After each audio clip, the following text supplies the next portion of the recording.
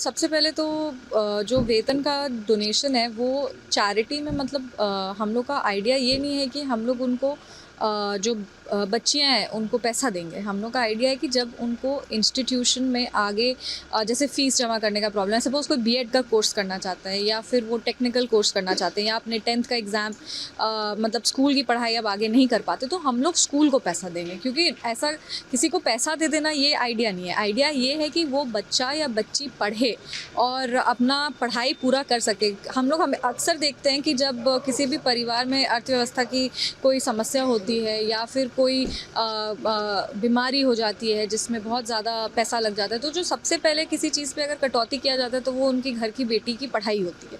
इसीलिए हम लोग ऐसी बच्चियों को आगे कराना चाहते हैं। बहुत सारी बच्चियां हैं जो वंचित शोषित वर्ग से आती हैं, जिनके पास उतने रिसोर्सेज नहीं होते हैं, पर वो पढ़ने में बहुत अच्छी होती हैं और उनमें वो जज्बा होता है कि वो कुछ कर दिखाएं। तो इन बच्चियों को आगे बढ़ाने के लिए, क्योंकि देखिए हम मतलब इतने सारी बच्चियां हैं, सबको तो नहीं पढ़ा पाएंगे, पर मेरा आइडिया कि पढ़ाना उनको ज़रूरी है जो काबिल हैं, जिनमें वो इच्छा शक्ति है कुछ कर दिखाने का। बहुत सारी ऐसी बच्चियां होती हैं जिनको अपनी पढ़ाई आर्थिक समस्याओं की वजह से छोड़ देनी पड़ती है। इन बच्चियों को आगे लेकर के जाना है, इन बच्चियों को काबिल बनाना है और प्रयास करना है कि इनकी भी नौकरियां लगें और ये भी मतलब अपने परिवार को आगे ले जाने का काम करें।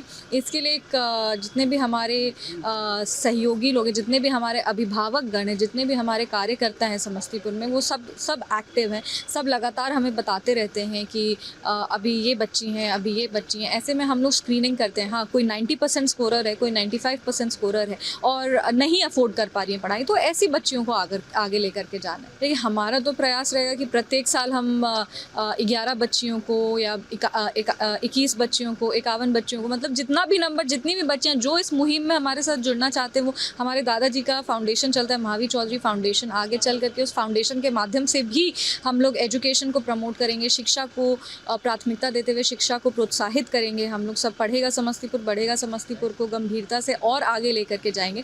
पर अभी हम लोग को फोकस इस पे ज़्यादा रखना है कि क्वालिटी एजुकेशन जो है वो कॉम्प्रोमाइज़ नहीं हो नंबर्स के चक्कर में, कि ज़्यादा लोगों को पढ़ाने के चक्कर में हम लोग उसकी क्वालिटी को कॉम्प्रोमाइज़ कर दिए, वो नहीं करना है। हम लोग को फोकस करना है कि हाँ, अगर हमने 5 बच्चियों को भी अडॉप्ट किया तो उनको उत्तम शिक्षा मिले और वो अपनी पढ़ाई पूरा कर पाए। बिल्कुल, जो भी होगा, जैसे अगर आप स्कूल के लिए है और किसी बच्ची को स्कूल के लिए हम लोग दे रहे हैं, तो स्कूल की जितनी भी टेक्स्ट बुक्स होते हैं, बैग्स होता है, यूनिफॉर्म होता है, वो सब दिया जाएगा, वो सब उपलब्ध कराया जाएगा। जैसे अगर ऐसे तो गवर्नमेंट स्कूल्स भी हैं और गवर्नमेंट स्कूल्स भी ये सारी चीज़ें प्रोवाइड करती हैं। हम लोग का एक्चुअल रोल प्ले आता है जब हायर एजुकेशन में जब कॉलेजेस हो या अंडर ग्रेजुएशन का कोर्स हो, टेक्निकल कोर्सेज हो, ये सारे कोर्सेज महंगे होते हैं और ये सारे कोर्सेज जो जिनकी आर्थिक स्थिति मजबूत नहीं हो पाती है, वो नहीं अफोर्ड कर पाते हैं। तब कॉलेज जाने में, कॉलेज का फ़ीस पे करना, टेक्निकल कोर्सेज़ की पढ़ाई करना, ये सारे में तो मेरा तो यही प्रयास रहेगा कि ज़्यादा से ज़्यादा बच्चियों को पढ़ा पाएँ और ज़्यादा से ज़्यादा बच्चियों को मजबूत बना पाएँ